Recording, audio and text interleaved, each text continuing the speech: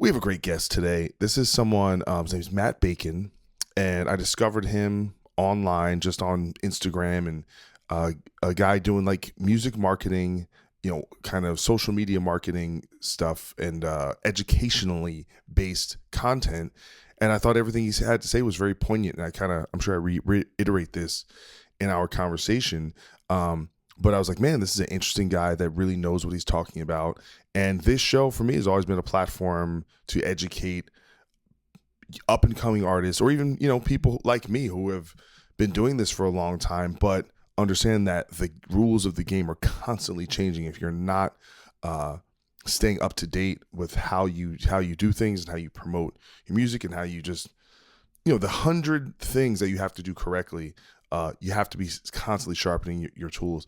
And luckily enough, on that day off when I had the photo shoot in New York City, I went to go see Drain in Manhattan at Bowery Ballroom, and I ran into Matt. And so we went from internet friends to in real life friends, and it was really nice to actually chat with him and talk to him face to face. But this conversation happened before that, so it all works out. So please check out this conversation with the awesome Mr. Matt Bacon.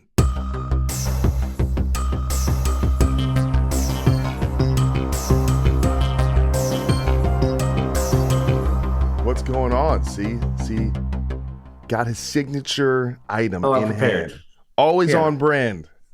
Oh, bro, I will when I go out like to shows, I try to have a cigar in my coat pocket because like kids will come up to me and be like, "You're the cigar guy," and I'm like, "Yes, I am," and it fucking ruins them. I have a question. Do all venues and stuff, are you allowed to bring cigars? There's any places that are like no cigars allowed? Well, I mean, it's like a cigarette. Like it's not like I'm like lighting it. You know what I mean? I hear you. I don't know. I don't know the cigar rules. But what's funny, what's embarrassing is so when I'm traveling, sometimes I'll have to shoot like in an airport, and then like some security will come up to me and be like, "You can't smoke in here," and I'm like, "Well, you see, I'm like a really stupid influencer. My life is just like this. Sorry." Hey, it's all good. It's all good. Listen, well, thank you so much for having me on this. Like when you hit me up, I was like I remember I was 17 years old. Maybe I heard you on the Metal Sucks podcast. Okay. And it like was really weirdly formative. So you reaching out and like wanting to have me on, I was like, this is like the coolest thing I could have asked for.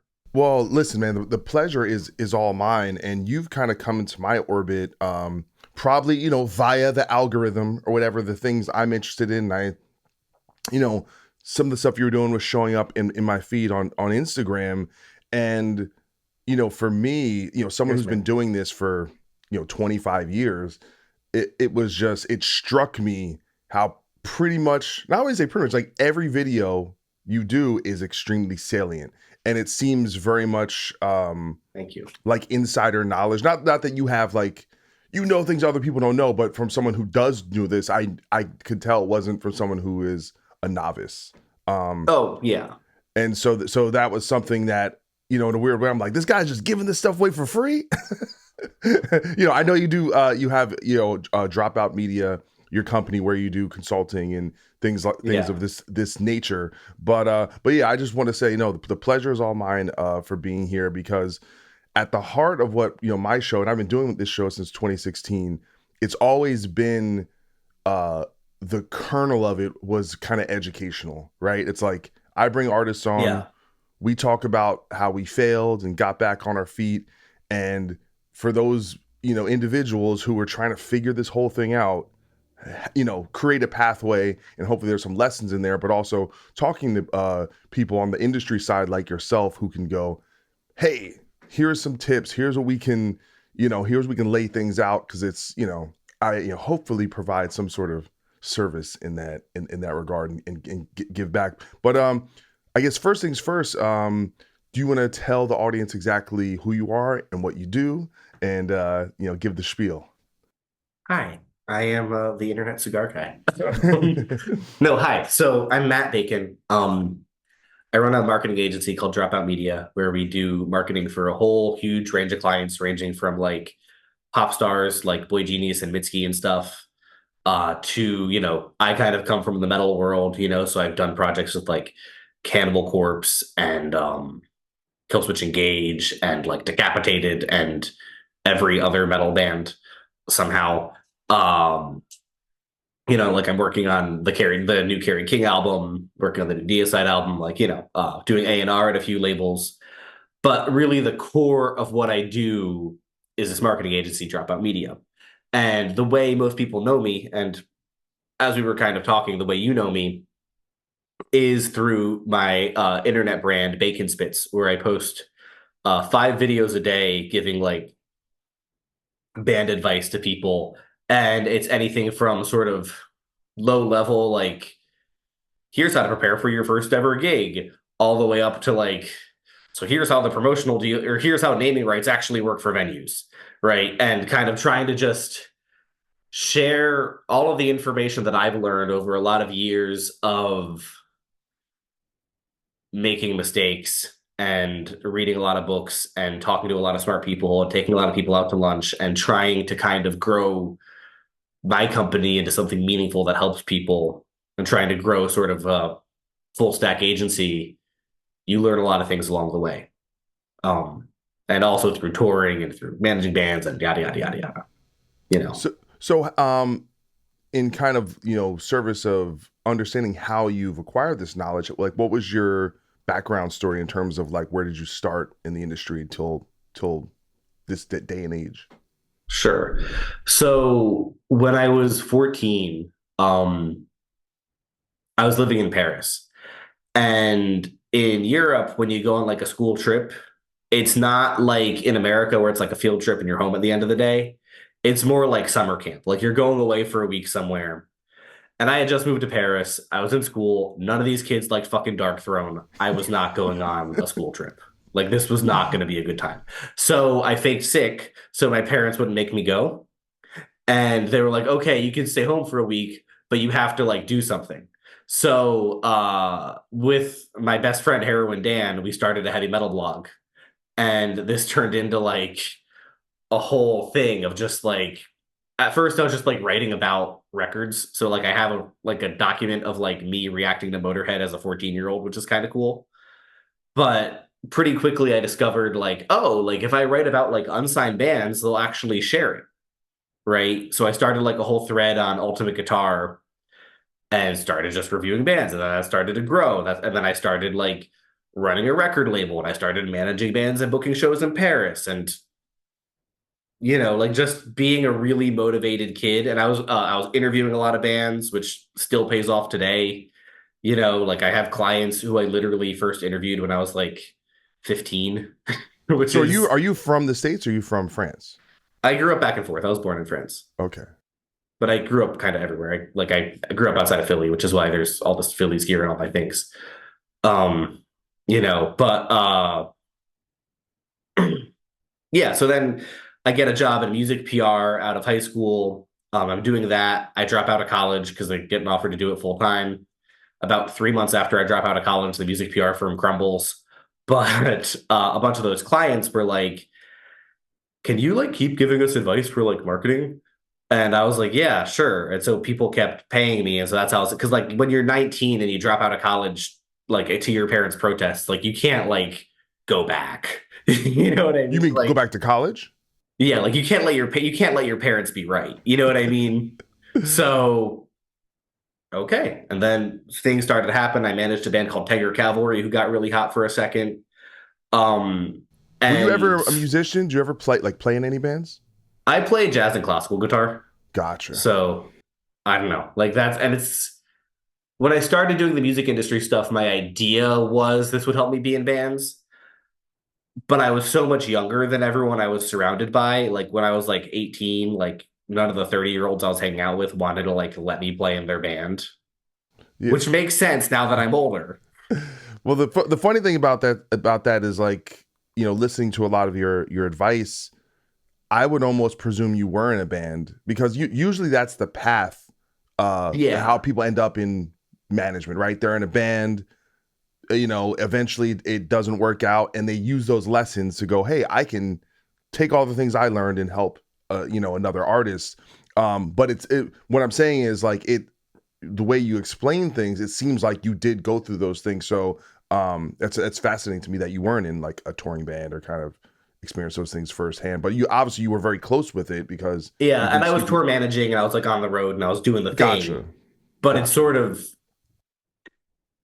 yeah, and it just it was also a question of I remember being 21, 22, and starting to get opportunities to be in bands, and I remember realizing like, and I think that was maybe around the time I had my first employee, and I remember being like, this is cool, but it's so much cooler working with like 12 bands and doing like 12 things. You know Yeah, what I mean? Rather than because like I'd been on tour and I kind of realized like that's fun, but I don't really feel like that's the best use of my time. And I'm just not wired that way. yeah. Like, Well, obviously, I hang out with a lot of musicians who are like, that's what they need to do.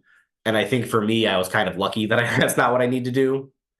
And I found other creative outlets, like yeah. I mean, Bacon it, Spits. it it can be a curse because you can like you can look up and all of a sudden 10 years have passed and you're maybe that's behind in life or there's certain things you haven't figured out and it's such a yeah you have to be wired a certain way and I think the fact that you knew that earlier in life is probably beneficial in the long run because you don't have that like that kind of push and pull of like oh should I be an artist should I be behind the scenes that kind of thing so I think Yeah. And I think I like where I'm at now because I feel like I've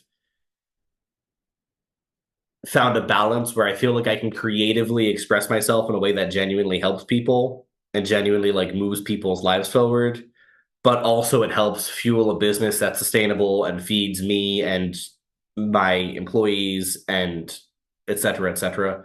Someone got a Bacon Spits inspired tattoo yesterday. That was really weird.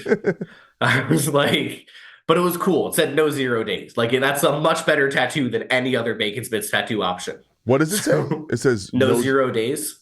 okay so can you explain what that phrase Sure. So means this isn't my concept, but the guy texted me and was like, I got this from you. So that's why, just to be clear. But basically, it's this idea that like every day you need to be doing something that moves your career forward. Even if like you have a job and you can only dedicate like 15 minutes to it, it's like if you do just like a social media post or you just reach out to like three new people or just whatever it is, if you're doing 15-minute tasks every day for a year, even if that's all you can afford to have the time to do, that will turn into something.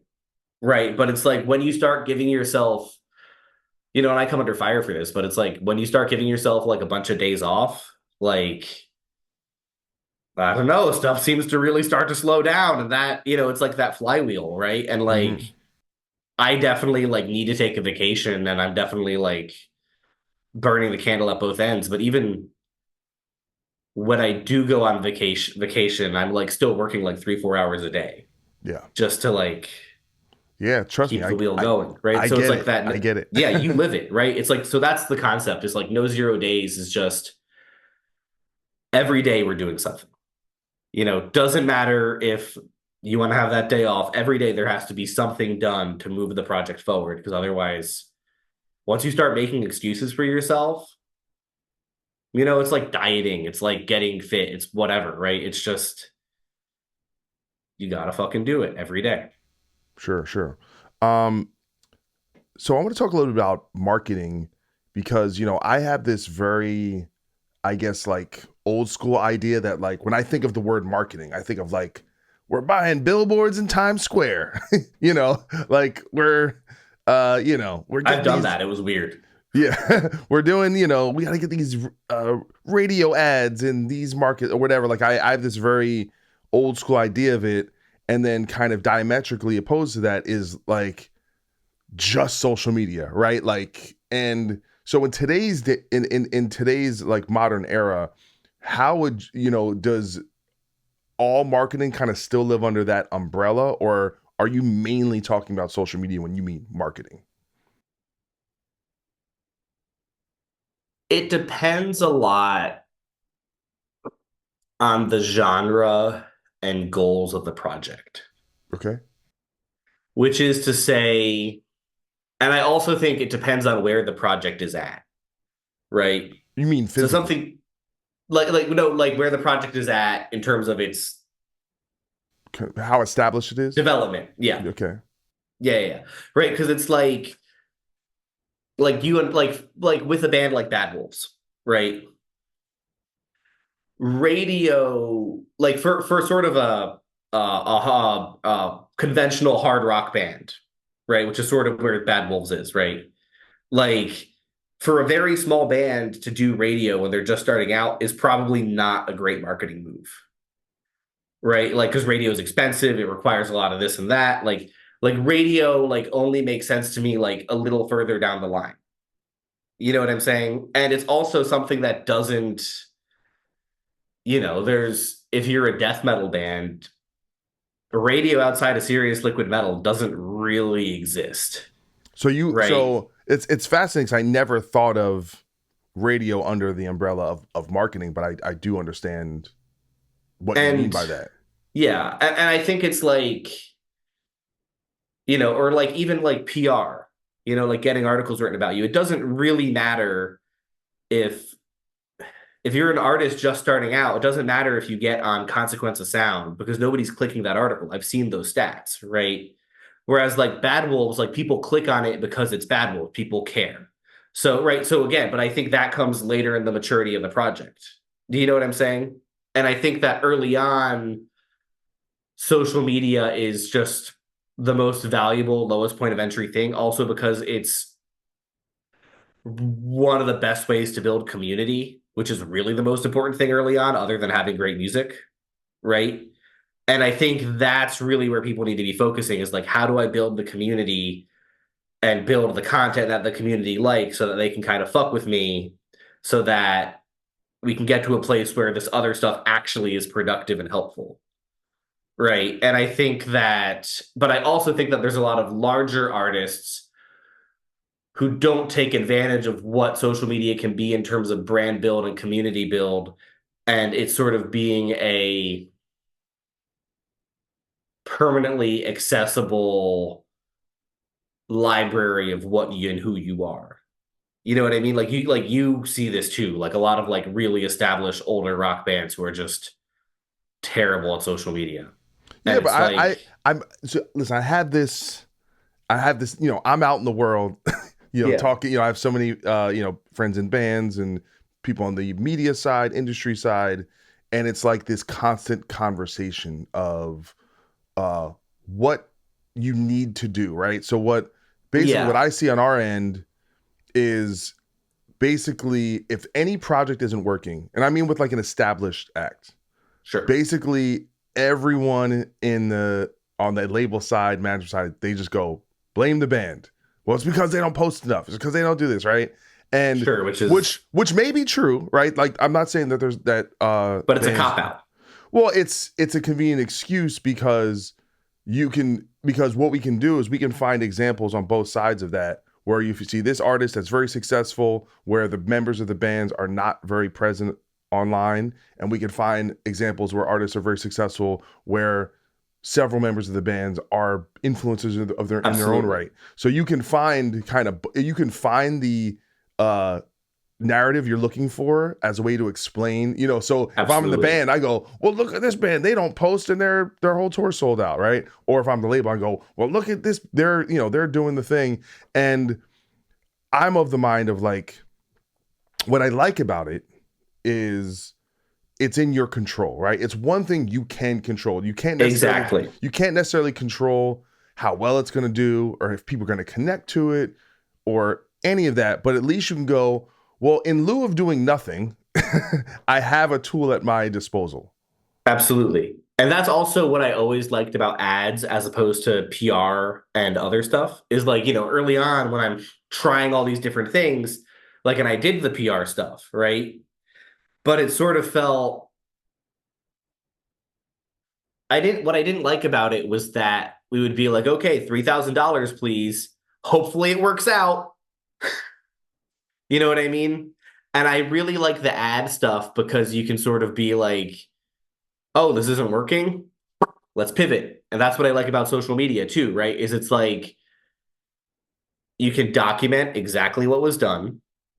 There's no BSing. There's no me lying to you about how good my relationship is with Revolver and Hmm. how I can totally get you a placement. You know what I mean? I really like that it's just like here it is or here it isn't, right? Like it's Yeah. and then the only mitigating factor is was content provided and were the songs good? Yeah, it's interesting. When I think about radio and PR, I think those things are in to some degree they're more old school markers, and that Yeah. a lot of it is about kind of presenting a face of legitimacy, right? So, and sometimes you're not necessarily, yes, you're doing it for the fans and all that, but it's also things to kind of signal to the rest of the industry that you're like a player, right? So it goes, oh, Yeah. well, they're in Revolver, so they must be legit. Oh, they're on the radio, so they must be legit. They're on, even like signing to a record label, I think had a certain kind of cachet that goes, "Oh, you're a real band because Yeah, you're on a record absolutely. label," Which is like, Which is, I think, today it's like those things are less of a factor. I think you take someone like Ronnie Radke, like Falling in Reverse, like he doesn't have to do an interview ever again. It doesn't because he's his own like people. Well, one half the media covers him just because he does a controversial tweet. Um, but we're in an age where, if you can be persona non grata when it comes to press, but if you have your own fan base, it doesn't really matter because you have a direct line to them. There's no middlemen anymore. and yeah, and that's kind of my point is it's like, and isn't that just way easier for everyone? Well, it not if you're in the industry where you're trying to legitimize your salary.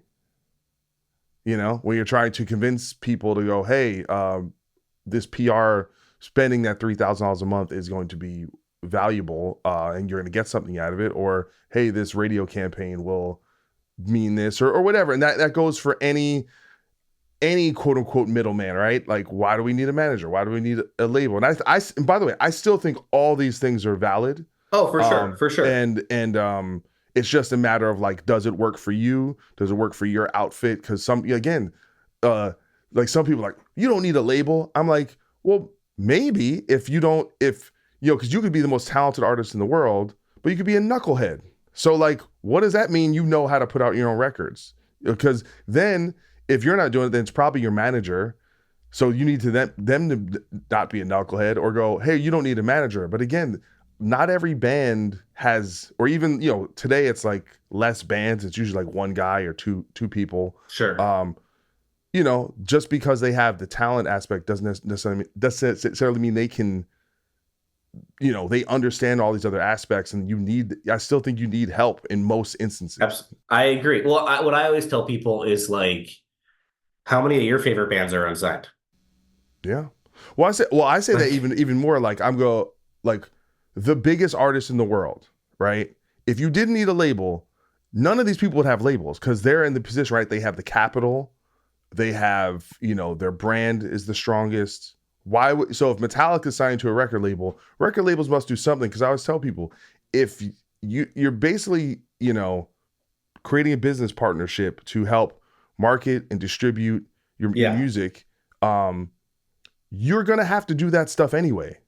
So you're just going, so so it's either you work harder or you go, hey, it's worth it for me to give up a percentage of this so that someone else can do that for me, or at least in with me, you know. yeah, absolutely. And I also think that I think there's a lot of horror stories about labels, but I think you're frequently hearing it from the artist perspective.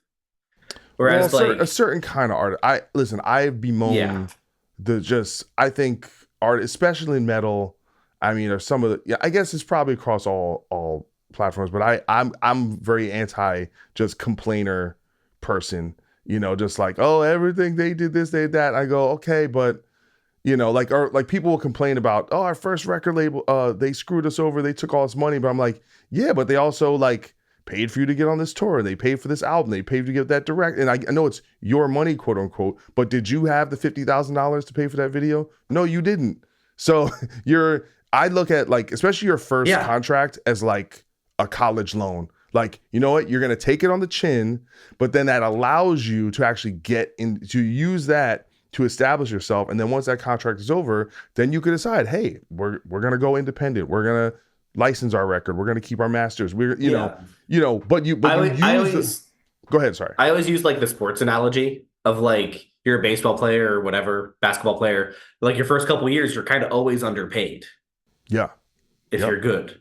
But like it don't matter because like you get past arbitration suddenly, but it's like that's what it is. It's the arbitration, but it's also the I think people don't understand how much of it is proving to the industry at large that you can consistently, sanely provide a viable product, Yeah. right? It's like Well, I would so say much of it is just proving yourself. yeah, but I would say no one's forcing you to sign that deal. You don't have to do Exactly. that. You are Yeah. choosing to do that. If you think, and I get it, like, because it's the two ends of the spectrum. You start out, and the most important thing is being signed. And why? It's not just for the to do it. It's this idea that it signals that, oh, I'm a real band. I've achieved something, right?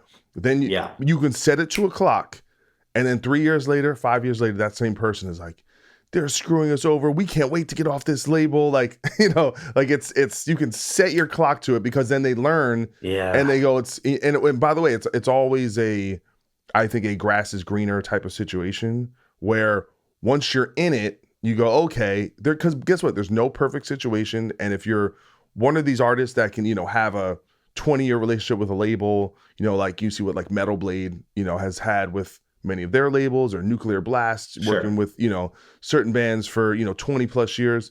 Amazing. But that is the rarity. Usually, it is more often that if you're gonna be an artist for 20, 30, 40 years, you're gonna have a few homes more than likely. And there's not gonna be any perfect situation. Everything's gonna have its upsides and downsides and all that. Yeah. I also think you're learning as you grow what makes sense for you and what you can actually execute on. Because I think that's the other key is that there's like such a diverse range of paths to success. You know what I mean? And there's artists who are on like weird deals from 1978 that actually work really well for them. Yeah. You know what I mean? There's not a ton, but there's a few. When those 12 album deals from the 70s. God, bro, I had to fix a contract from like the 60s a few months ago. That was nightmarish. It's like to do this next record, you get $20,000 and a pound of hash. Like, well, because I work with a few like real classic rock artists, like Arthur Brown and Coven and Magma and stuff like that. And it's like it's wild talking to those people and being like, oh, that was like actually the deal was $20,000 and a pound of hash. And like you were just like this insane satanic sex icon. Cool. Like it's but that's like kind of what makes it fun, Yeah. Oh, you know? absolutely. Absolutely. So I want to talk a little bit about social media. Well, actually, I want to talk a lot about social media because I think that's the kind of Sure. entry point, how we know each other. And you are someone who not only, hey, I'm going to teach you these things about social media and marketing, but it's also in the way you do it, you're essentially showing proof of concept, right? Sure. Because you are showing clearly, like, I know what I'm doing because here's how I laid this video out. And here's like you said, you post 5 times a day, which I don't think I even realized. And that's not all original content. You're like reposting stuff, right? No, it's all original. 5 posts a day. Yeah. I'll reuse concepts, but Okay. I'll like so like I've posted a video of like 3 ways to get more people to come to your shows like 25 times, but every time I shoot it, I am shooting it fresh. Yeah. Right. So it's like I'm not reposting. It's always and I changed it recently. I used to recycle concepts every 2 weeks, but that seemed too weird. Now I'm recycling once a month, and that seems a lot better. Because there's like some sort of evergreen concepts, but it always has to be original because people will see but it's just like more is more, market dominance, Yeah. right? Like the whole goal is just complete fucking omnipresence, right? Like the way I always put it is like I know I am nowhere near the smartest person doing this and nowhere near the best person doing this, but I'm the person who the most people think is smart. Yeah. Yeah, and there's another guy, there's a couple other people doing kind of, Oh yeah, there's we're Jesse giving Cannon. advice. He's amazing. Yeah, so Dustin over at Venture Music is great. A lot of people, a couple people doing it good. A lot of scammers. yeah. No, I mean the couple, listen, I luckily because I've been doing this a long time, I can You pretty know. much, sift through the BS, but I think it's great because it's like for me personally, I've been doing this a long time, and the most difficult thing about doing this a long time is knowing how much it's changed and knowing that it's going to keep changing. So I feel like my education can never stop, right? And it's actually very Yeah. daunting because you're just like, Jesus, I gotta learn a new thing, and I gotta do, and it's like aggravating because you're just like you can't ever just relax, and be like, I got it, Yeah. you know. No, yeah. And so I'm always in a weird way, like no matter how established I am, I'm always thinking like I'm a new artist because Yeah. you have to, because the playing field just keeps changing. So that's why like I'm like even, and I understand a lot of stuff you post is geared towards developing artists.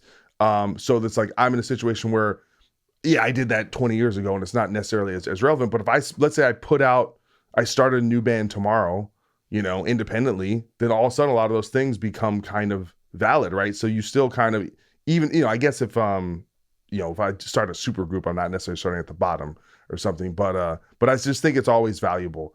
But talking about social media, how did you become quote unquote good at social media? Well, I think that social media for everyone is like flexing a muscle. It's like building muscles, Sure. right? Like I think that everyone sucks at social media until they're actively working on it and actively going, okay, how do I make it better? And then who are my training partners? Who else can give me good feedback, right? Like I owe a lot to my roommate, who early on, she would just like before we lived together, she would just show up like to hang out at my house and be like, I think you should do this with your videos, or oh, maybe the cigar should be in every video. And I'm like, oh, that's cool. Cause she was just like so much more like better at that than I was. Yeah. Cause yeah. Um, so it took a lot of feedback, it took a lot of creating, and it takes a lot of Frank Godla from Metal Injection gave me Yep. this really good advice at one point when I was kind of starting out, where he was like, go back and just look at everything you've done and look at what did best, and then figure out how do I do more exactly like that. Right. Because it's like, okay, like that's the content that Sounds clicked, simple. but like it's true. Cause, right. Because it's like, oh, okay, that worked. Fuck it. Let's do it again. Cool. But I feel like I really only got like good, um, in like 2021. Like I started doing it in 2018. Late 2020, I'm stuck in London during the pandemic, and I'm like, fuck it, I'm gonna learn TikTok. And I'm gonna start making 4 TikToks a day. And it took me like 2 hours to make 4 TikToks every day. I was just doing it. But once I went from one post a day to four, like my income like doubled overnight. And then it kept growing and I was able to start And hiring people you again. mean from your marketing business? Yeah, yeah, yeah. Right. Like I was able to like immediately just be like, oh, okay, like here's how we do the thing. And then I think it was really doing four a day for an extended period and then really, really being intentional. Because when I started, there weren't that many other people doing vertical video music content. Hmm. And it took really like seeing what are the other guys doing? How do I emulate them? Let's get more feedback from people who kind of know.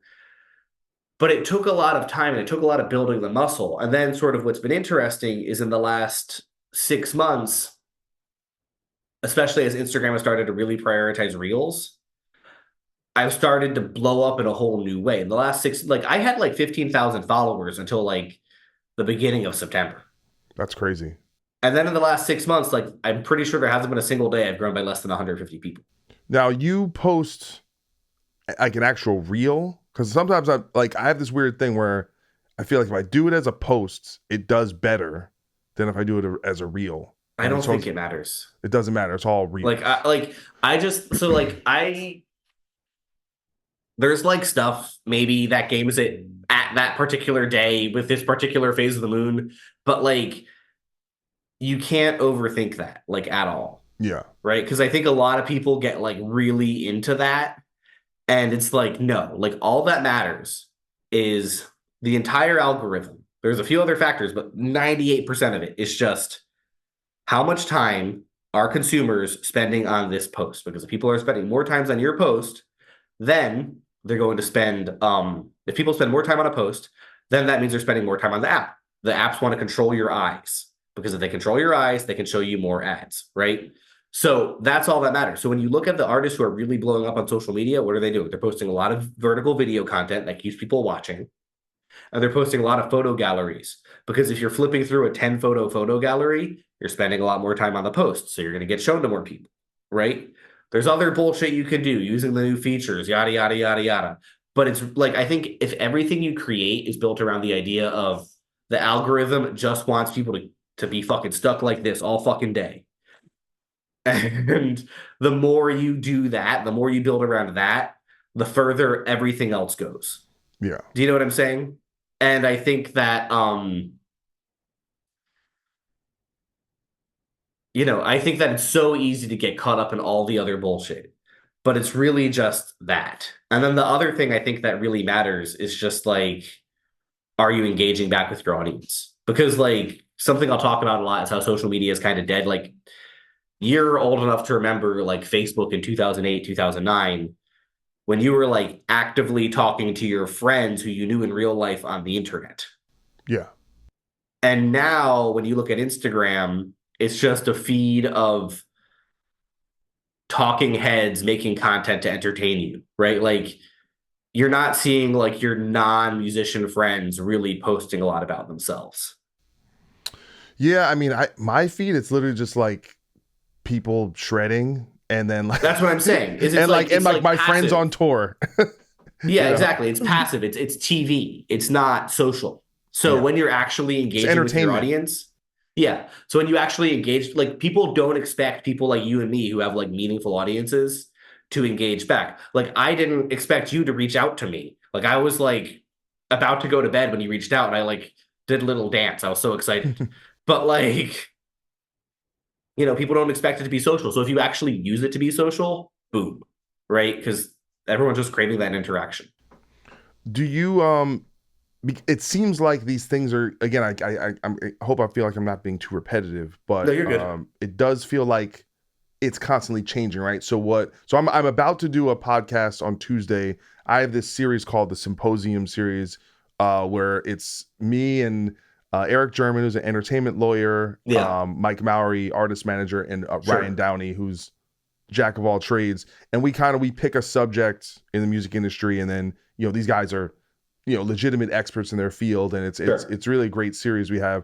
But the next one we're doing is about, and it'll probably come out before this episode, I'm not really sure, but it's going to be about what does it take to make it in the music industry today, right? At least in our world. Obviously it's a little, every genre is a little different, but and the reason why we're asking that question is because what that answer is today is much different than it was 5 years ago or 10 years ago, and what it's going to be 5 years from now. And I mean that in the sense of like, or at least that's my opinion. Maybe just from your face, maybe you have a different perspective on that. But I'm always worried about like, what is okay if you learn that, if you get good at this one thing, and this happened right with like MySpace, right, where everyone was trying to figure out how do we do well on MySpace, and by the time you got relatively good at it, it was over, it was done, right? And Yeah. then Yeah. Yeah. Facebook Yeah. was like the next place where it wasn't that really music oriented, but it was at least a place where you could reach people and kind of like, oh, I know if I get this tour out here and I do these, if I sponsor a post, you like I could actually reach people. And now it seems like everyone's gone from Facebook. Like the reach is terrible. They want you to spend a bunch of money just to talk to your own fans, and it's difficult. And then now it's like, and then Instagram was the thing, and then now it's TikTok, and then now Instagram's kind of there. But even like Instagram, I feel like I'll go through and I'll be amazed how many large accounts do not get a lot of traction Yeah. anymore. Um, and it's because they're probably not doing what you're saying. But the way I look at it is like what you're talking about to me feels like a full-time job, right? Like if I had did 4 posts a day, I wouldn't actually have time to be an actual musician, because then I'm literally just a content creator. And it's like, and so it becomes this kind of Ouroboros Oh of yeah, like, there's definitely like a feedback loop of like I look at someone like Matt Heffy and I have like no clue how he does anything. I mean, I think that guy has been insanely um disciplined since he Yeah. was a kid. And so like I think his like it's like he has his family and his wife, and if he's not doing that or he's not training, he is working, and it's probably like He's set to a like clock. his level of creation is so impressive to me. Like when I say I have no clue how he does anything, I'm like, how could you be like in a big metal band and stream all the time and Yeah, like, I don't get it. bro. Trust me, I deal like with like what I met, you can kind of track. I listen to a lot of podcasts and watch videos about like human psychology and society, and they're talking about how like depression in America I think across the world. Basically, you go to like 2014, and it's just like it drops off a cliff, right? Sure. And it's all around like basically Instagram blowing up and like the iPhone 4, where the phones got so good and so ubiquitous and it's in everyone's hands. And and uh young women have the highest rates of depression, and Yeah, they usually absolutely. relate a lot to like um unrealistic beauty standards that are pervaded by these outlets. And for me, I feel like that, but towards other musicians who are like doing more and or who seem just better, right? They're better at guitar, they're better at social media, they got their cameras cooler, they have more angle. Like I just always feel like it's never good enough. It's not, Oh I yeah. have this constant state of feeling like I'm never doing it right. And if I don't, and I literally like sort of last week, like I was doing well and I had one post of me playing the guitar solo, it didn't get enough likes, and it like bummed me out. And I was Oh like, yeah, 100%. and I'm like, that's not good. This is not good. Whatever we're doing is not good for our brains. Oh yeah, no, it's like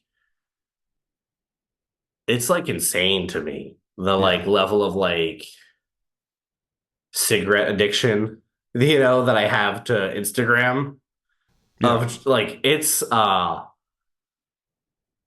I don't know, and I like don't All know while holding a tobacco product. I don't know what the way out is because it's like,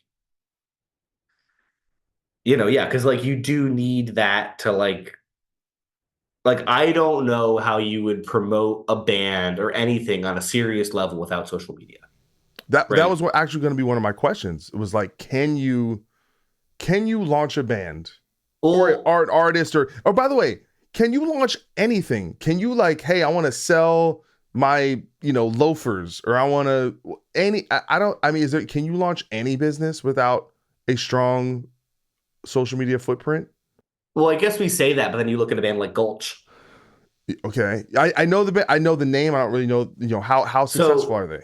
I mean, like, take it as you will, but like they're a hardcore band who got to a place where they were probably doing like the final shows, I think had like 1,000 people at each show. Yeah, And they didn't really have social media. Like one member had a Twitter he posted on sometimes. but the band had one, right? No, the band didn't have anything. So how would people know to go? Like it was all just like word of mouth because they were just so deep in the scene. So like Yeah, kind of the thing, and you see that happen sometimes. Like even like, but is that a situation where the exception almost proves the rule that like well, unless you're I think Gulch there's in this one scene, it probably won't work. I I don't think know. there's that, but I think moreover, so I kind of made a face when you're talking about what you need to succeed 5, 10, 20 years ago is different from what you need to succeed today. I think that what I see time, and so I argue about, I work with a lot of like angry old Germans who like none of them have Instagram. All of them think the Bacon.Bits thing is stupid, yet they hire me. They're like, we are Like, creator, we are destruction, we are bolt thrower. well, no, but I work with like German forest black metal and shit. Like, I'm Oh, like, like Nice. weird German dudes, like which is fun, but like, they don't get it.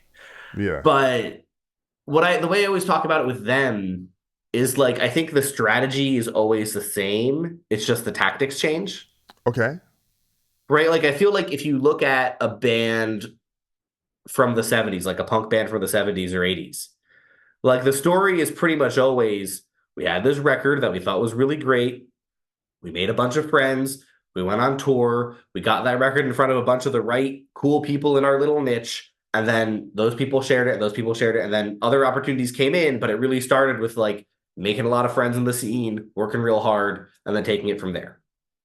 Right? Like that's like very few of like the bands that I think you and I would describe as like legit DIY bands were like thrown into the major label machine and then became famous the next day. Like when I'm talking about like Neurosis or something or Minor Threat or something, right? Like the replicable path to success that doesn't involve having your uncle happen to work at Columbia, Yeah. you know.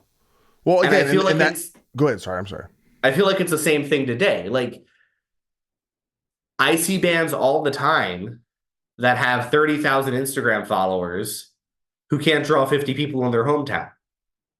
And they might even be 30,000 legit followers. They're just not they just haven't built the community that people actually give a shit. You know what I mean? Yeah. Like all those numbers don't matter if you're not selling tickets and if people like in your hometown like don't fuck with you.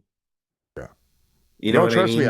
I've Finn McKenty, I presume. Yeah. um Me and him are in this constant, actually, like I want to actually debate him on this because he just did a post like from his stream basically saying how like rock is dead, rock is dying, and I'm like, and then I saw that. his whole thing is like relevance, and I'm like, selling tickets is more important than relevance is subjective, right? Whatever's relevant to you might not be relevant to someone else.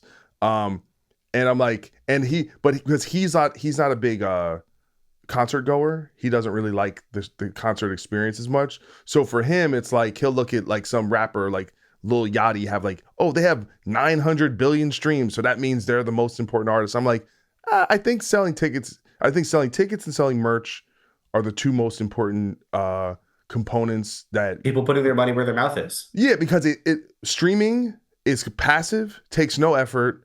Going to a show and buying a t-shirt is proving you are literally putting your money where your mouth is, and it shows a level of dedication. Someone walk around wearing your shirt is like a basically people projecting to the world. They're like validating your Yeah, existence. Like it exactly. means so much more. So, it's so I'm just kind of reverberating what you're saying in terms of like, I feel like the paying for a ticket is still the most like if you can do that the best, that is the kind of the marker to me that is most linked to long-term success, but also like tangible success in that if you do it really well, it can be the most lucrative end of things. Because even if you sell a lot of records, you get a lot of streams, if you don't own your masters, and if you're in a band, we have to split that 15% after recouping. Having a bunch of streams might not actually equate to making a bunch of money. Maybe your label's making a bunch of money off those streams, but yeah, maybe a rapper where it's one person where they still own their master, then you go, okay, yes, Lil Yachty's making a lot of money. But our world doesn't really equate to that, in my opinion. So Yeah.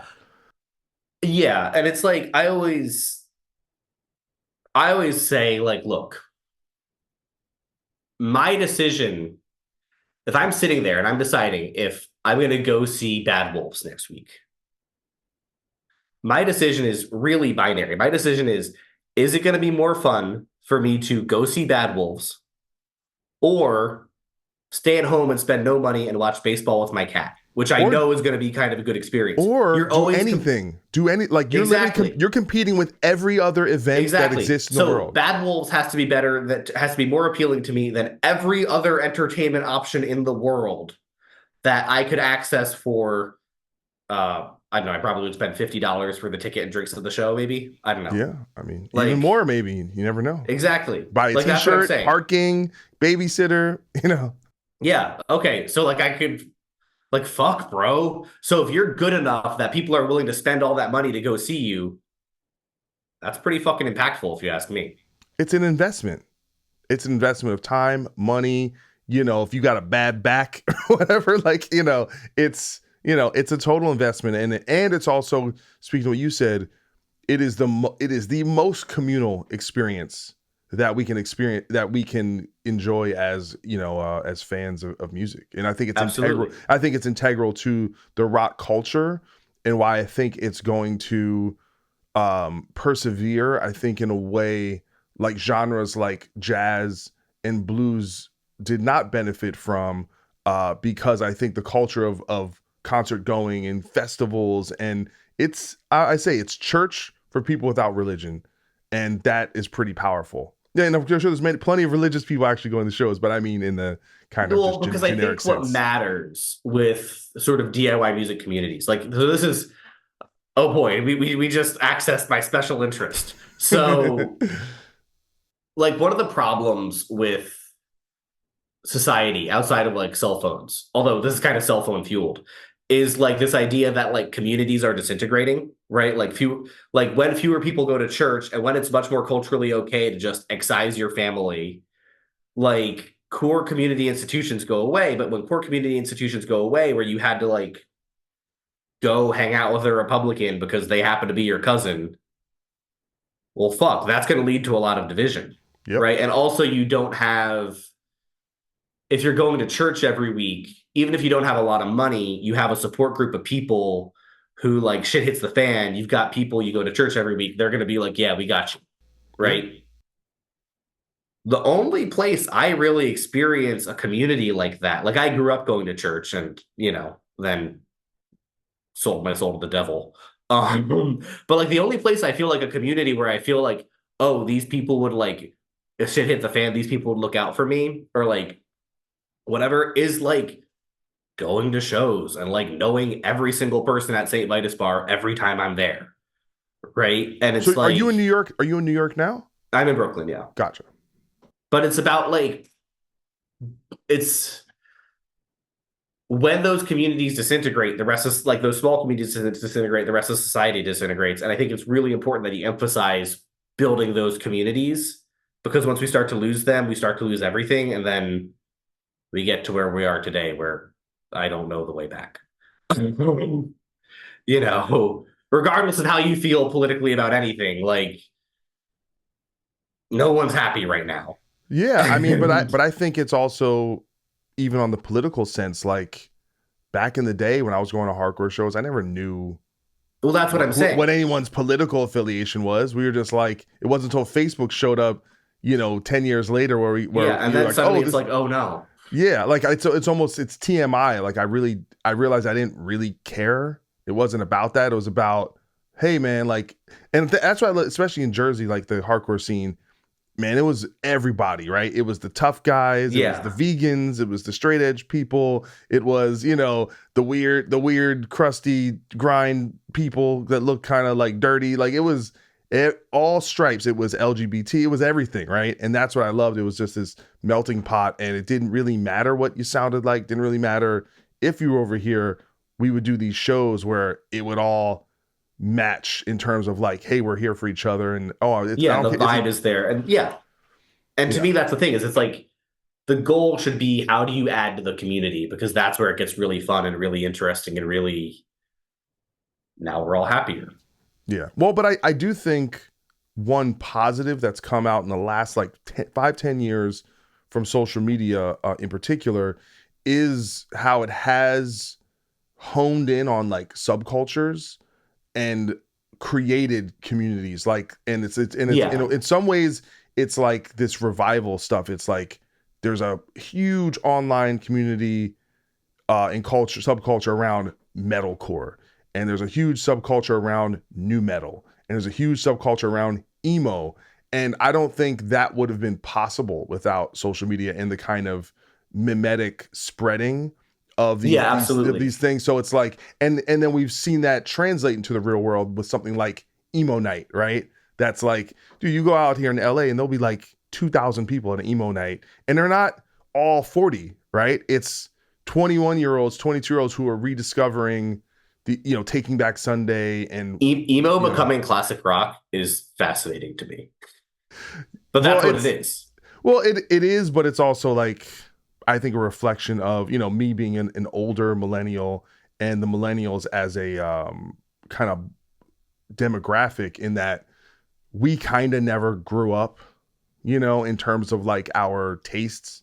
It's like, oh yeah, we're kind of still, it's like, it's Star Wars, it's Ghostbusters, Sure. it's, and this music where we're a very odd generation, and I think these, but I think the most fascinating thing is, like I said, it's not just us. The fact that younger people have discovered this, and it's become kind of like evergreen, and Yeah, but again, like, same for new metal, same for metalcore, and it's really cool.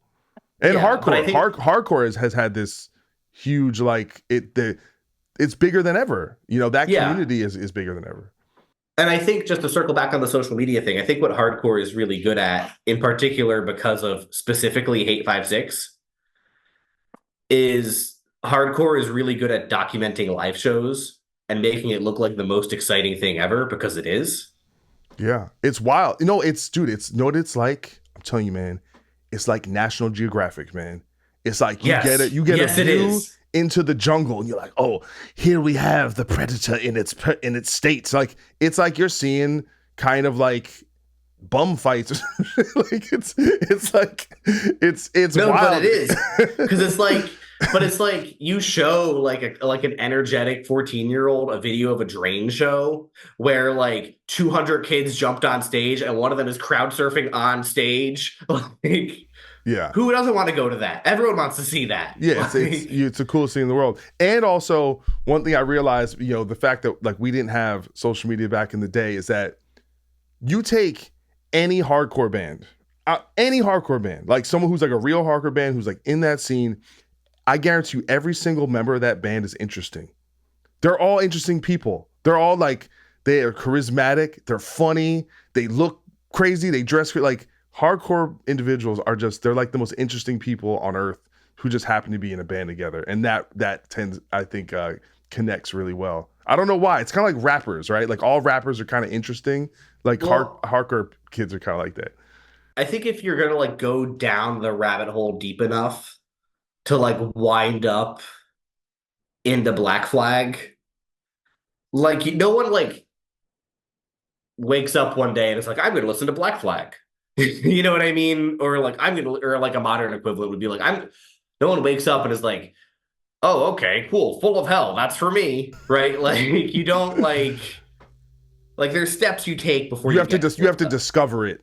And it's like, there's kind of, it's like, we used to use the word poser, right? So someone was Yeah. kind of faking being into something, but there is kind of a rite of passage of like going to the shows and discovering bands and buying the 7 inches, and it's not just something you can just do overnight. It's something you have to kind of, it's a gauntlet you have to exist in and kind of be accepted and go, you're part of our thing. But to me, that makes it better. Like, to me, it's like like I love when I go to a show, and this is like what I really love about black metal is like, so like I help curate and organize this black metal festival in a cave called Prophecy Fest in Germany. And it's so sick to go to something where every single, like, yes, it's gatekeepy as fuck, but like it's sick to go to something where like every single person like listened to a bunch of Silencer records, listened to a bunch of Swans albums, knows all the Bethlehem discography. Like, it's like, oh, here's 1,500 people who are exactly weird in the same way that you're weird, and now you get to introduce them to something new that you think they're gonna like. It's so funny because it's like, it's a social event based on an entire subculture that's built on being antisocial. Exactly. Like, that's the best And part. It's like, it's like, we hate humanity and we think it deserves to rot, but let's get together and celebrate our yeah, nihilism. like celebrate all being really into Celtic Frost. Oh, dude, Celtic Frost, good man. They got the riffs.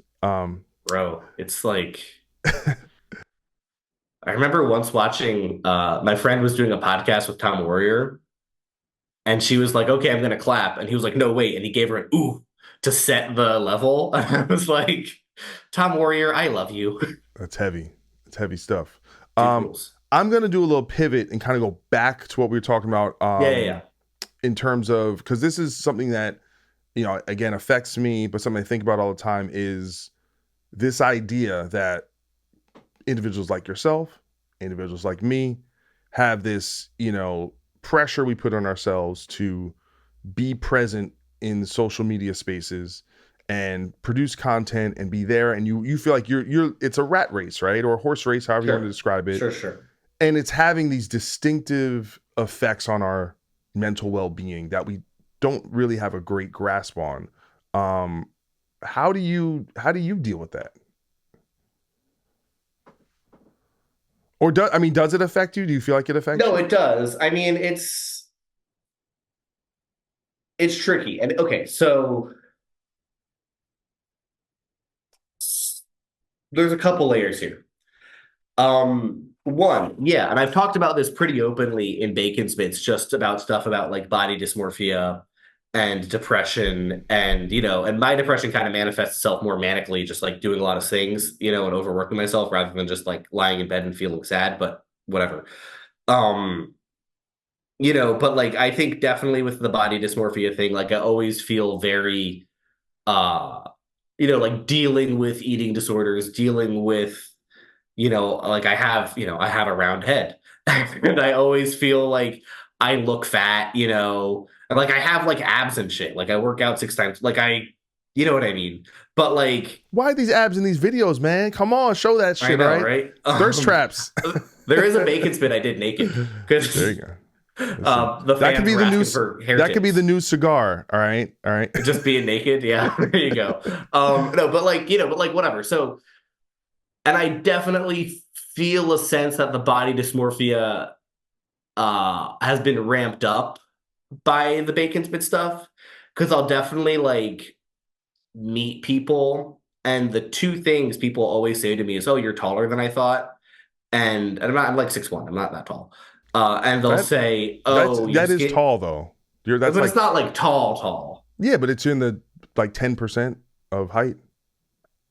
Anyway, so I'm like not people, and tall. then they'll say, "Oh, you're skinnier than I thought," and I'm Yeah, always like, "Oh, okay." And I know they mean that in a nice way, but I'm like, "Oh, do I just look fat on the internet?" Like, and then so, and like, yeah, and obviously, like pointing a camera at your face every day is not like necessarily a healthy way to deal with that, right? yeah. Um, and then I also think as I sort of become, um, one second, I have to decline that call. Sorry. It's all good. As I become more of like a known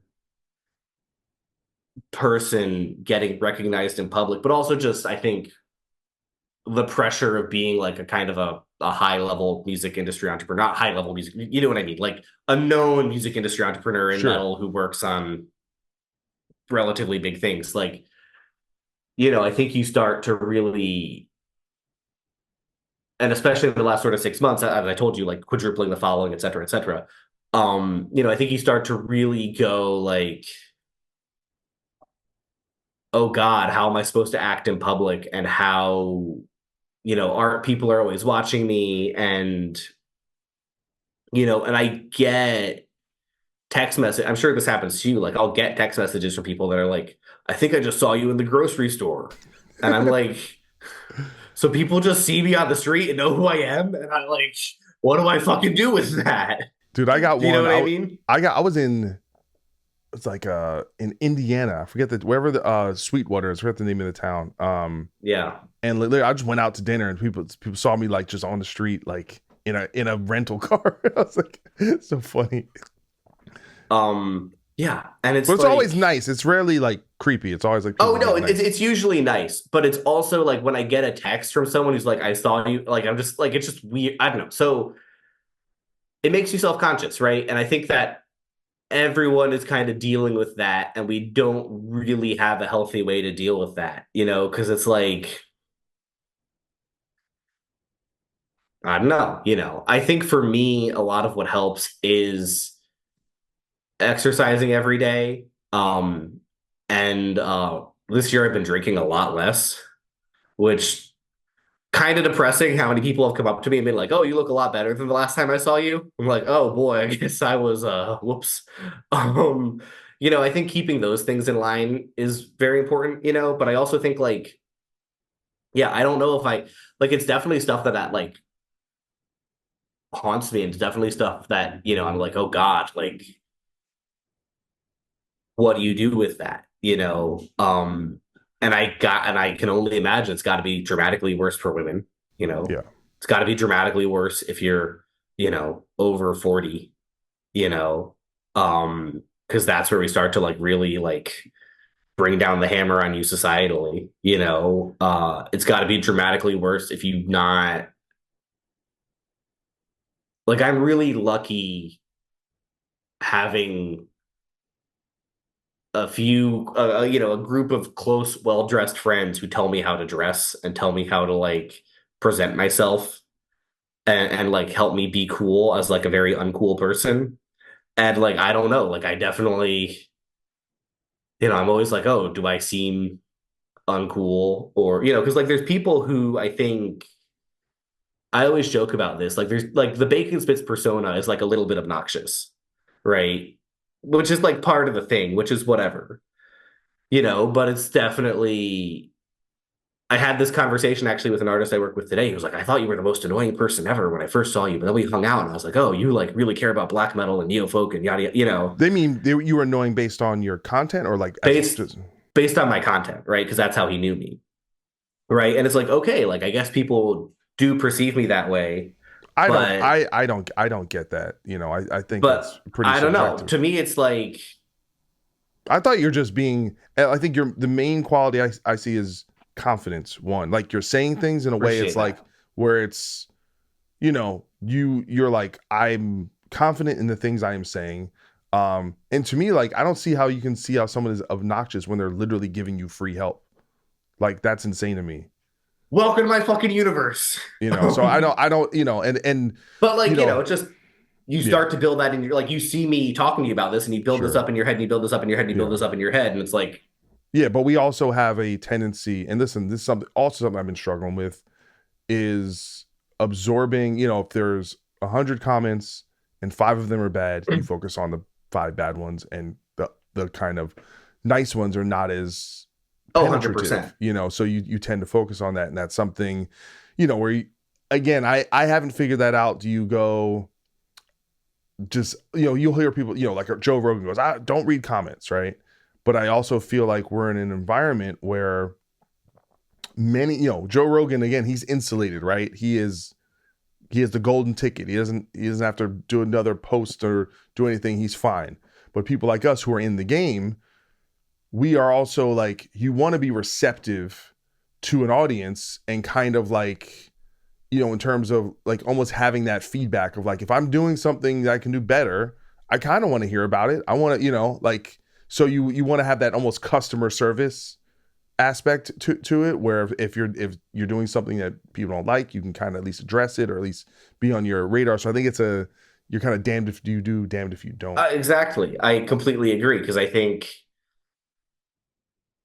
like I need the comments to understand like half of like everyone always asks like where I get all the ideas for the videos. Like fucking half the ideas are just people in the comments being like, "Can you do something about this?"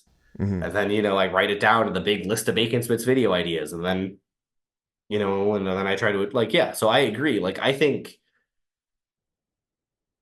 reading comments is important, and I get a lot of really nice comments. Again, like if I wasn't reading comments or reading messages, I wouldn't see the homie got the tattoo, Mm-hmm. you know? But I also think it's sort of I think it's important. I mean, so it's tricky because on the one hand, I think it's sort of a champagne problem, because I think there is a path for both of us, you as a musician and me as an industry guy, like, if you wanted to be Doc Coyle session guitarist, who not a lot of people know about, I feel like that's pretty doable for you because of the community you built, because of your skill. You know what I mean? Like, Who knows? I honestly feel like my path, and it was sorry to kind of change the subject a Yeah, little go bit for it. in that one of the things, the points you bring up that I haven't really heard other people in the industry talk about is networking. Yeah, And in terms of, and it's something that I'm not actively doing it. I'm not like, I'm going to network tonight, right? But I'm just sure. someone who's just like, people that be like, especially like, because I run into a lot of fans at shows and just friends, and people like, dude, you're at every show, and part of it, the main thing is I love going to shows. I love being a part of it. And I have a lot of friends and bands and whatever. And I just feel like You want to see the homies. it's one of my favorite things to do, right? But Yeah. I do feel like because I am so social, that is a big reason why I've gotten a lot of the opportunities, because Oh, I'm just 100%. around and people seem to enjoy my company. And the social media is kind of an extension of that, of like, okay, those 10 guys over there, they might be more talented than me, but they're not going to be more present than me, or they're not going to be as Oh, engaged as absolutely. me, or they're not going to be as like, hey, I'm going to. So it's really just an extension of that, of like, hey, just being present, being involved in. And my whole thing is this: you know what I post? Me doing cool things. Yeah. And that's pretty much it. It's like, it's pretty simple. Like, did I do something cool? Is there evidence of it? Post that. Am I about to do something cool that people might want to hear about? Post that. And it's pretty simple. As far as like, that's it. Hey, I did something cool. Like I just did, I played with the guys from Mastodon the other night. That's cool. Maybe people want to see that. All right, just post that. It's I not saw that that. It hard. was cool. Yeah. And so then people see you and they go, you do cool things, huh? I'm like, I guess I do. It's not that hard. So I that point that like, um, in terms of just being involved, because trust me, I just never think I'm the most talented guy, especially you go online. You're like, that guy shreds harder than me. Oh, That yeah, guy's sure. better, There's whatever. always an 8-year-old in China better than you. That girl's better, the girl better than me. I mean, I feel, I literally go on Instagram and feel bad, you know? Sure. Um, so it's to me, the meritocracy element of it in terms of pure skill. Not that it's Doesn't irrelevant. exist. I think it matters to, obviously, if you're great, right? If you're just like undeniably one of the best people that does what you do, and you have a good look, and you get along with people, and you're not crazy, you're not a drug addict, you're probably gonna do all right. But I feel like I have to lean even more into that aspect of things, because being affable, being likable, I think is something that, I think I have a little more of that than someone who might be like an insane shredder, but kind of like a closed off Yeah, personality. absolutely. I mean, I think that's what it is. I was literally explaining this to a high schooler before I got on this call. Just this concept of like, you just fucking show up. Because if you show up and you're friends with people, everything else comes. Yeah. Right? Like I know like dudes with Grammys who go to like 6 shows a week because it's like that's how they build their business. Is Yeah. like they know they're not going to be the social media guy, but they know they can just keep showing up and they can get into every backstage in the city and they can just shake hands and then, Yeah. you No, know, trust me. Being in LA, so many opportunities came here, because like when I first moved here, I was just out every other night, yeah. and to the from the outside looking in, it just could just look like I'm just, oh, you're just going out, you're drinking, you're partying, you're like whatever, you're bullshitting. But I'm telling you, I'd meet more people in one night in LA than I would in like a month or 2 months in Jersey and New York. That because Yeah. of, and but in a way that like that mattered. That like, oh, okay, this person talked to this person, and this person saw me here, and so they gave me a call about this gig, and all that, just kind of like 6 degrees of, Kevin Bacon kind of energy, no pun intended. uh, but yeah, I think that's great, because it's even something like where I feel like, when you kind of put things, or someone like you who kind of can describe like, hey, here's how you do things. I noticed things in my past that like my old man, like God forbid, would do when we were just like young kids, that Yeah. turned out were like absolutely good strategy, but we didn't we weren't strategizing. We were just doing what came naturally. And it turned out it was just like, oh, those are the things that are helpful to kind of make progress in that venture. Yeah, absolutely. And I think that's what I have seen with bands historically is some people like and industry people more broadly speaking is like some people sort of just have it innately, Yeah. like that innate understanding of like I didn't play this show, but my friend played and I'm going to help them load out because that leads to, and then and not even because that leads to us getting to play a show together. That's just helping my friend load out or standing by the van while they load their stuff out so no one steals their shit. Like that's just what you do, right? And there's certain people who just fundamentally that's just what you do. Like I was telling the story on a video the other day about I was with a band and we were in a van from the hotel to the venue in Mexico City with Gorilla Biscuits. And I was like the last one out of the van because of where I was sitting or whatever. And Gorilla Biscuits, who got out first, had already taken our stuff and were taking it upstairs. Not because we were like dilly dallying, just because that's what you do. You know what I mean? This wasn't like us them trying to show it. It was just you help the other band in the van who you just met 8 minutes ago at the Holiday Inn in Mexico City. You know what I mean? Yeah. And it's like some people get that really fundamentally, and some people like this blows their mind when I say it to them, and they just and like people can tell if you're doing something because you're self-serving versus if you're doing something because you like genuinely care and want to help people, right? Like you're not pulling the wool over someone's eyes. Like I see people all the time will hit me up and be like, Matt, you always talk about going to shows and oh, you bumped into this promoter and then you put on this other show because you just had a beer with this guy. Like, how do you find the important people at shows? And it's like, if that's your thought, Yeah. no, it's not going Yeah. to ever work. Yeah. like, like the reason I know that promoter is because I don't know, Yeah. like, Well, it's kind of like, was it that there's like a phrase like water finds its level kind of thing. yeah, I think if you're just a part of an environment and you're a cool person and you're kind of like, like we kind of have all these like social validators, like you see like one of those scenes in like a mob movie. It's like, hey, this is a friend of ours. This is a friend of mine. Like it's this idea like, oh, if you're at a show, you're probably friends with the band, and so they're gonna introduce you to someone, and so on and so forth, and that's how it kind of goes. And I'm sure when you do talk to these people, you probably have something interesting to say. You have, you're not coming in from this kind of completely outsider perspective. You're not just some weirdo wallflower, just kind of, that no one knows, so it one thing leads to another. And yeah, you don't want to overthink these things, and you certainly don't want to be, I think, viewed as some kind of like insidious social climber, because yeah. Well, people like can. what I always try to do is like my advice for everyone, and I've done this, for years, is like if I'm at a show and I don't know anyone, I'll just like look around and see someone wearing like a cool band shirt, and I'd be like, "That's a cool Neurosis shirt. I really like that album." Or do you like the Neurosis and Jarbo record?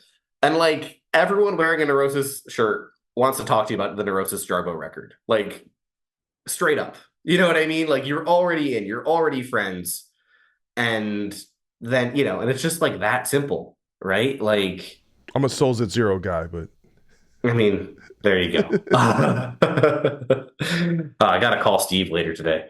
Um, but yeah, no, but like I just think it's like that. Like you're saying, it's just people like everyone.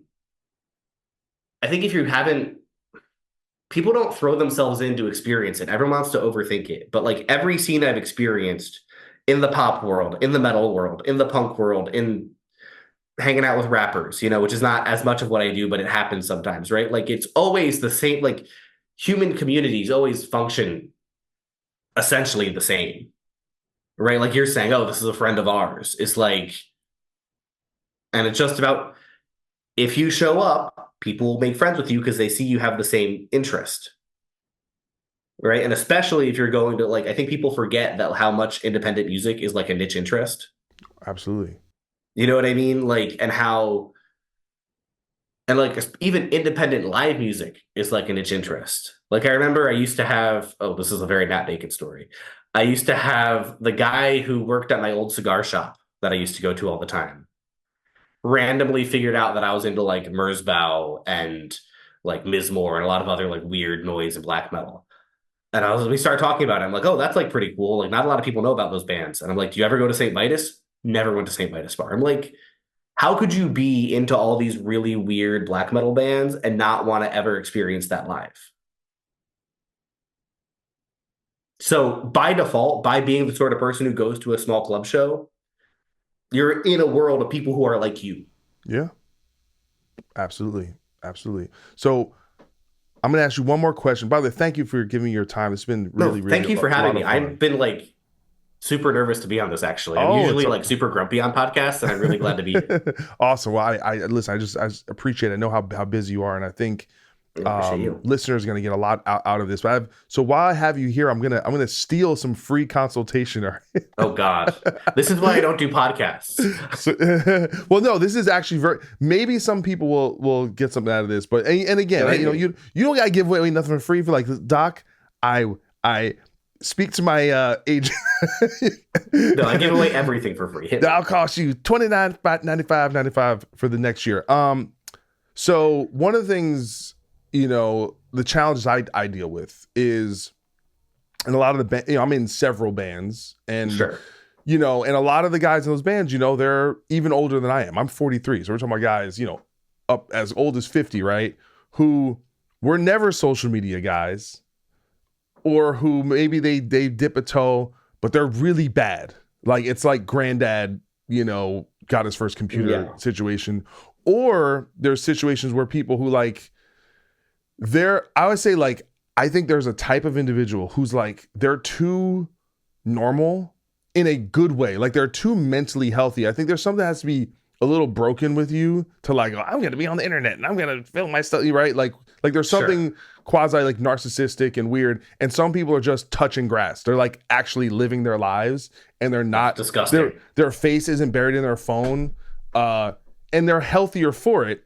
But the problem is their health is not sometimes doesn't help the health of your band, because you kind of need all hands on deck, and then a lot of the responsibility ends up falling on one or two people.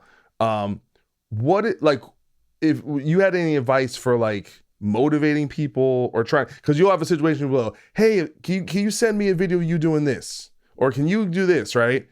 And then you send them one message and then nothing happens, and you send them another and then you feel like you're like berating people, and it's like it's a very difficult thing to get people to buy in to something that they kind of hate. And by the way, I feel like that sometimes too. Like I have periods where I just don't want to do any social media. Like after the new year, I was like that because I was burnt out. So I totally get it, but it's also a situation where it's like the manager's asking for stuff and the label's asking for stuff, and it's just this is constant pressure, and then you have to kind of like get other people involved and try and motivate them. So I don't know if you have any ideas or think tactic you use for like older artists, like you said, these guys in the forest in Germany, maybe need some motivation or some help to get them to chip in. So, couple layers. That's a good question, and it's a hard question. I try to accept that I can never force someone to do something they don't want to do, Sure. and I think that sometimes you just have to be like, fuck it, you don't want to do this, and I can't like twist your arm to do this, you know, for better or for worse. Like, I can't twist your arm to do this, and so I think accepting that, first of all, you know, um, I try to give people a lot of easy examples, you know? So like we do these content rollouts for artists we work with, where it's sort of like a day by day, like here's exactly what to post. And we put video examples so they can kind of and if it's an older artist who I know isn't gonna want to play around as much, I try to find other older artists in their genre, maybe even people they know, to be like, this guy did it. Why can't you? Because I think that sometimes people overcomplicate it, you know? I think it's important to respect that a lot of people have just like a deep aversion to being on camera. You know, I have this really clear memory of I took a video of an older relative in their 80s and I wanted to post it to my stories and they were like, "Oh no, my voice is in that. You can't post that." Not because they were afraid of privacy, but because like, oh, they had that self-consciousness, right? And it's like, okay. So I think you have to be really sensitive to that, you know? I also think like but I think if you give people a lot of examples and you can give them a clear indicator of, okay, this is here's what it did over here, you can have that same thing, you know? And sometimes I think it takes them seeing it in person because I've definitely seen bands have it where they showed up to the venue and everyone was real cool to the guy who was popular on social media. Or like they would hang out at the bar and like all the girls would go talk to them. And then the other guys in the band are like, oh, okay. You know, like sometimes it requires just seeing it, you know. So I try to view it as like, how do I make it as easy as possible for people to buy in? How do I show them how in very similar situations it has moved the needle forward, taking the same action? And then, but also just realizing some people just don't have it in them. And it still comes back to you, you know? The other thing I think is best is a lot of the most compelling content, especially for older artists. Like, so it always has to be authentic, right? Like it's really like you can't go get some of these guys and be like, you know, uh to use the Neurosis example, I talk about this with Steve Von Till all the time. Like I can't get Steve Von Till to do like a three, here's my three favorite Neurosis albums. Like he's Steve Von Till. He's fucking like Yeah. cool. Like, you know. Um so but I think what works best with a lot of these older guys and the brands they have is like focusing on just capturing live video and capturing like just them jamming at home and just capturing them doing stuff they would already do on their own. And that might mean sending someone over to their house or to the show to film them or whatever. But I think that's sometimes the most effective content because that's the most authentic content, right? Yeah. Like, and I feel like a lot of your best content is just stuff you're already doing, Yeah. right? Because it's like, oh, this is clearly Doc Coyle being Doc Coyle. You know what I mean? Like, I think the best Bacon's bits are me saying things I say to artists that they get value out of, right? And so I think you have to I just view everything as a sales process, be it because I require buy-in of their time or their money or whatever. And when you're making sales of ideas or products or anything, it's all about how do I lower the friction to get them to buy? You know, how do I take someone from no to yes? And how do I go, okay, right now you have a barrier that you don't think this works or you think you're going to look stupid or whatever. How do I reduce that friction based on that person's psychology, right? And I think viewing it as a sales thing, I think that's kind of what I'm good at is like sales more than like I'm not good at a lot of sort of the interpersonal psychiatry sometimes, I think I'm sometimes a little awkward or I'll put my foot in my mouth, but I'm really, really good at selling. Yeah. And I think that's how I kind of view it is like, I need you to give me your time to do this thing you don't really believe in yet. Okay, let's do that. And I think sometimes, I try to really cut through as much as I can and just ask people straight up, why aren't you doing that? Because they'll tell you, I think it looks corny. I think I'm too fat. I think nobody would like it. And then you can actually take that and then go back to them and reduce that friction. But I think you have to ask people, why aren't you doing this? Because it's not because they don't give a shit, right? Like if you're playing in a band at the level of the bands you play in, like there is enormous buy-in, even if you're not doing any social media. No, that's Because actually you're not true. Some people don't give a shit. And I'll tell I you, mean, and that's fair. the reason why is because I think this did like Well, if you sorry, I was wrong. They feel like they have enormous buy-in. I yeah feel like, would you agree well with that? what sorry I'm just like kind of deviating just to like make this Yeah, hit point I me. was making that Hit me. if you started doing this 20 years ago 25 years ago Sure, this was not your job description, right? Your job description was write music, record music, go on tour, perform the music, and then maybe you'd have to do like interviews, right? Or shoot a music video. And sure, that was pretty much it. And so it's like you signed up for one job and then people go, "Hey, actually it's this other job."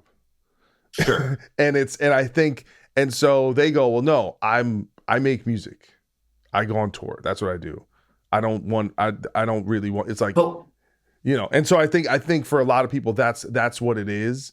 And I think um what they do is they'll see like people be corny online and they go, and well, then I don't that, want to be a corny guy.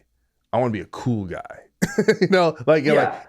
and so I get thinking there, maybe they might look at people, other artists who post very sparingly or don't post at all. Well, that guy, by virtue of the fact that they're not doing it, that actually makes them cool. And so it kind of it works on both angles where you get to actually do less work. And also, do you know what I'm saying? Like it's just literal fucking work and time and Oh effort yeah. that, it's like, do I always feel like doing it? No, but you kind of like, I have to do this. And it's part of it. And I think it, like anything, the more you embrace it, the better you get at it, the better stuff you Well, yeah, create, you the build the more, muscle. yeah. And you, once you kind of accept it and go, okay, and also I think if you treat it as part of the broader creative output, like if you treat your internet stuff the same way you do like you're making an album or doing a music video and go, hey, I want this all to represent my, like you said, this authenticity. If you can do Yeah, that, then it becomes not as much work. It just becomes an expression and it becomes communication. Because I think at the end of the day, it's all about, hey, there's these people, these amorphous group of people out there. How do I bring them right here? And go, and this is what, and I think we learned a lot of this during the pandemic because we literally physically couldn't absolutely. couldn't be there next to people. And by the way, I think the pandemic, when it's all said and done, will be the best thing to have happened to the music industry ever because it taught, condolences to, I mean, 7 million people I think died from COVID. So obviously let's not move past that. But in terms of the hardship, what we got out of that was it taught everyone to be self-sufficient, taught Yeah. everyone to, there's 10 different revenue streams now that did not exist before then that people are like, oh, I don't have to go on tour. I can do this, right? And it ultimately was very beneficial, I think, to making us more on top of our shit and be on top of our game. I agree. I agree. And it's like, yeah, and I think you're right that some people sign up for the job and then it's a different job. And I think what I try to do sometimes is recontextualize it in the sense of the job they initially signed up to do. Does that make Sure. sense? Yeah. So it's like even like if you're an artist who says, and I want to circle back on the COVID thing real fast, but if you're an artist who says, like you said, like my job is I go on tour, I make music, and maybe I do interviews and music videos, right? Like I think there's a lot of value to, okay, you make music, okay, well, let's just film you warming up. That's already something you were doing. Fuck it. You know what I mean? Yeah. Or, But again, there's a difference uh, between someone else filming you and you doing it oh yeah. yourself, right? When you Oh have a yeah. band, let's say you got 5 people and they're all across the country and you don't have a budget to just have someone come out and film Sure. you, Setting up the camera yourself is scary. you're relying on, and by the way, even for me, it's like I have all these fucking lights and all this thing, like that's investment, right? Because if you, Yeah. let's say, and this is the thing, it's like the old like Cosby Show thing where like the dad like will do something bad on purpose so that it's like, hey, can you fix the sink? And you fuck it up so that way no one ever asks you to fix the sink Oh again. yeah. Oh So yeah. There's so definitely it's people like who do that. so it's like, hey, film a video you do of playing guitar, playing drums, and then you just fucked up angle, sound is bad, you look like you need a shower, right? And then people, well, I'm never gonna ask him to do that again because he's fucking blew it, Sure. you know, because you want stuff, but if it's not good, it's kind of useless. And then again, not every band, it's expensive to hire people to go out and film people and edit things and do it's like Oh this, yeah. it's a whole thing, you know. And if you have obviously if it's a massive band, you have tons of resources, you can do that where you know you look like a band like Avenged Sevenfold, one of the biggest bands in the world, one of the biggest rock bands of all time, right? Metal bands of all time. And they're not really collectively that present on social media, but when they're on tour, they have people filming things and doing things. And so they can, again, like you see like their guitar player Brian just shredding, but he's not posting that. Someone else is doing it for him, and it Sure. works, you know. And again, they're in that position, you know, where they can exist in that world, you know. But we're not all lucky enough. Oh, absolutely. I definitely sometimes make it sound simpler than it is, and it's tricky. Yeah, it's tough. Um, I also think you're right per the COVID thing. I think that people recalibrating everything was helpful. Also, I think like reaching like a new depth of misery, always good. Hey, no, well, someone's saying this phrase. Actually, I kind of hate this phrase, but it, you know, bears. If for some reason I was thinking about it today, I was like, what it said is that hard times make strong men make good times make weak men make hard times. Um, you know, which I think bears some. There's some wisdom there, but there's also like this idea that like the hard times, like not everyone makes it.